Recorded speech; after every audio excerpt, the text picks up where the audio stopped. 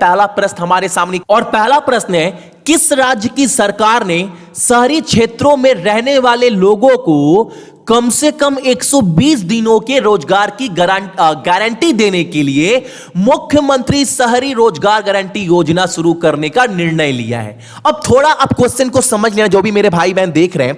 यहां पर क्या है, आप सभी को पता है, जो हमारे पूरे विश्व भर में जो कोविड-19 पैंडेमिक यानी कोरोना वायरस महामारी जो फैली है, अब जब ये लॉकडाउन खत्म होगा ना, तो बहुत जन का नौकरी जाने वाला है। बहुत जन का मतलब बहुत जन का नौकरी जाने वाला है लॉकडाउन ओपन होने के बाद। अब ये सब चीज पर भी हर एक राज्य सरकार का नजर है, और पहले नजर गया है आपका हिमाचल प्रदेश राज्य सरकार का। इन्होंने बोला है कि अपने राज्य में शहरी क्षेत्रों में मुख्यमंत्री शहरी रोजगार गारंटी योजना के तहत वहां के लोगों को साल भर में कम से कम 120 दिनों का रोजगार वो पक्का देगी।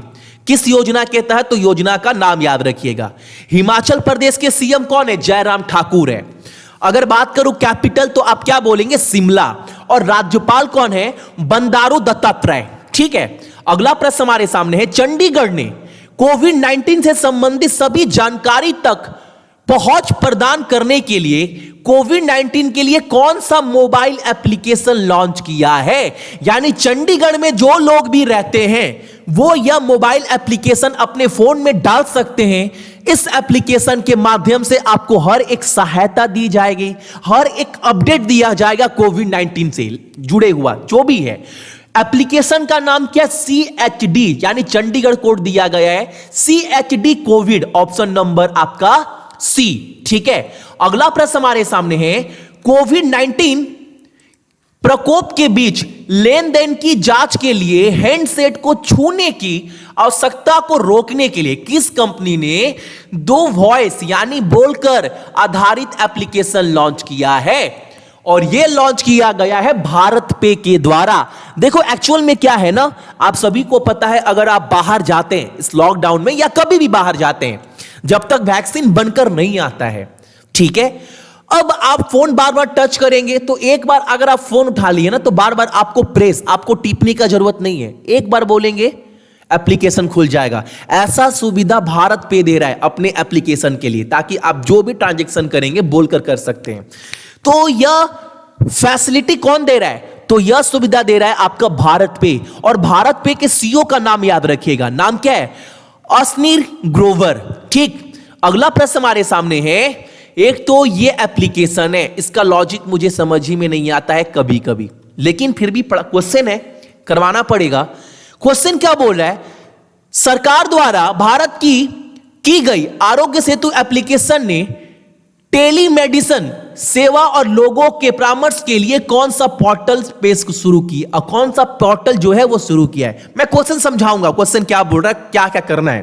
पहले आप समझो, ये जो आरोग्य सेतु एप्लीकेशन है ना, इस एप्लीकेशन में आपको बस अपडेट दिखाता है कि कितना केस हुआ, कितना केस नहीं हुआ, बाकी कुछ नहीं है।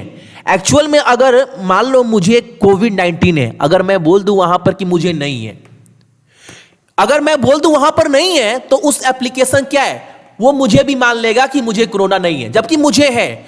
तो वहां पर एक्चुअल में ईमानदारी दिखाना पड़ेगा लोगों को ईमानदारी दिखाना पड़ेगा। और भारत में कितने ईमानदार है, मैं आपसे छुपा थोड़ी है, वरना करप्शन थोड़ी ना इतना दिन पर दिन बढ़ता। ठीक है, अब क्वेश्चन क्या बोल रहा है?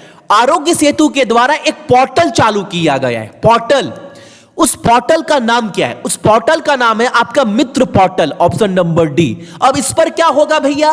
तो इस पर ये अच्छा है, इस पर क्या होगा, अगर मान लो आपको अपना कोविड-19 का टेस्ट करवाना है, तो आप यहां पर फॉर्म वगैरह फिलअप कर आप अपने घर पर टेस्ट के लिए बुला सकते हैं।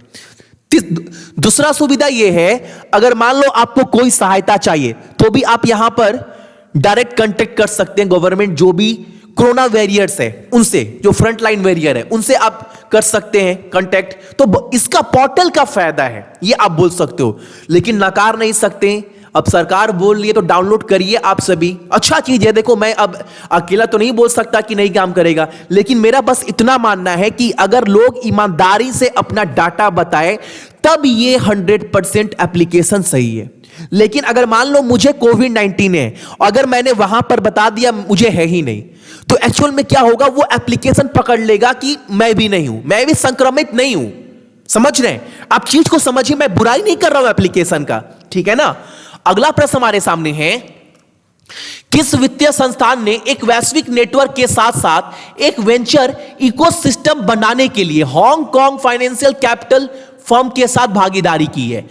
तो ये किसने किया, किस वित्तीय संस्थान ने? तो आईआईटी हैदराबाद ने, ऑप्शन नंबर आपका सी।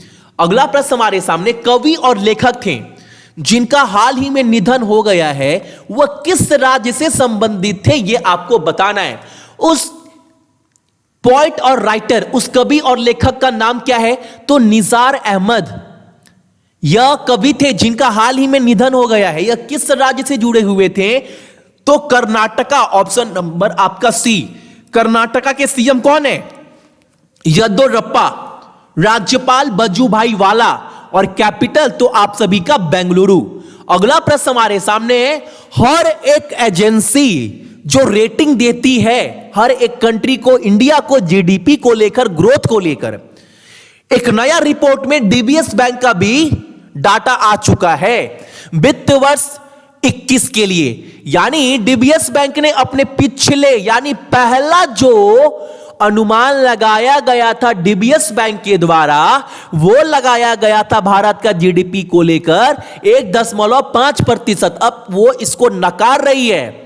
अब डीबीएस बैंक का कहना है वित्त वर्ष 2021 के लिए सकल घरेलू उत्पाद का अनुमान कितना प्रतिशत लगाया गया है नया? तो 1%, ऑप्शन नंबर सी, जो कि पहले 1.5% था। इसको आप सभी काट देना, ठीक है। अगला प्रश्न हमारे सामने है, फ्लिपकार्ट और मिंत्रा के नए प्रमुख वित्त अधिकारी के रूप में किसे नियुक्त किया गया है? आप सभी को पता है फ्लिपकार्ट का ही कंपनी है मिंत्रा, ये पता होगा ना।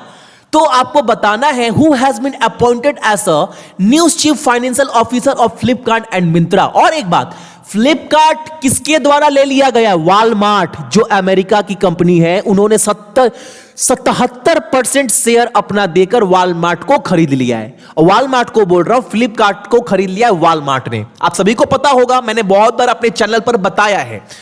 तो फ्लिपकार्ट और मिंत्रा के नए मुख्य वित्त अधिकारी के रूप में जिसे चुना गया है, उनका नाम क्या है? श्रीराम वेंकटरमन, ऑप्शन नंबर आपका बी। और फ्लिपकार्ट के सीईओ कौन है? तो ये बहुत बार बताया है मैंने आपको, कल्याण कृष्णमूर्ति, ठीक है। अगला प्रश्न हमारे सामने है, विदेश मंत्रालय में नए आर्थिक संबंध सचिव के रूप में किसे नियुक्त किया गया है? उनका नाम बताना है, और उनका नाम है आपका राहुल छबड़ा, ऑप्शन नंबर आपका डी, राइट। अगला प्रश्न हमारे सामने है, किस अमेरिकी निजी, यहां पर समझिएगा, इक्विटी फर्म ने जियो प्लेटफॉर्म में हिस्सेदारी खरीदने का फैसला किया है? यानी अब जो जियो एप्लीकेशन है ना, या जो जियो मार्केट है, जो जियो कंपनी है रिलायंस का, अब उसमें शेयर खरीदा जाएगा अमेरिका की एक इक्विटी फर्म के द्वारा। तो वो फर्म का नाम क्या है? सिल्वर लेक, ऑप्शन नंबर आपका बी, ठीक है। अगला प्रश्न हमारे सामने है, यूसुफ होसाम जो अपने भाई के भ्रष्टाचार के आरोप में शामिल नहीं होने के बाद मैच फिक्सिंग के आरोप में आजीवन प्रतिबंध लगा दिया गया है उनके ऊपर, वो किस खेल से संबंधित थे, ये आप सभी को बताना है। यूसुफ होसाम जो अपने भाई के भ्रष्टाचार के आरोप में शामिल नहीं थे, उसके बाद भी मैच फिक्सिंग में जो है वो शामिल थे, इसलिए इनके ऊपर आरोप जो है वो सिद्ध हो गया और इनके ऊपर लाइफ टाइम बैन लगा दिया गया है। अब आपको क्वेश्चन बताना है, जो यूसुफ होसाम के ऊपर बैन लगाया गया है वो कौन सा खेल खेलते थे?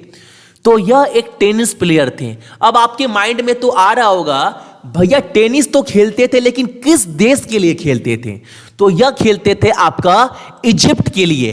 कहां के लिए? इजिप्ट के लिए। बिल्कुल सही सुना। और पहला प्रश्न आपका यहीं से निकल कर आ रहा है, इजिप्ट का मुद्रा, इजिप्ट का राजधानी, इजिप्ट का राष्ट्रपति। तीन चीज आपको कमेंट कर कर बताना है, यह आप सभी का आज का पहला प्रश्न है, ठीक है। सो मेरे जितने भी भाई बहन देख रहे हैं, सभी को बहुत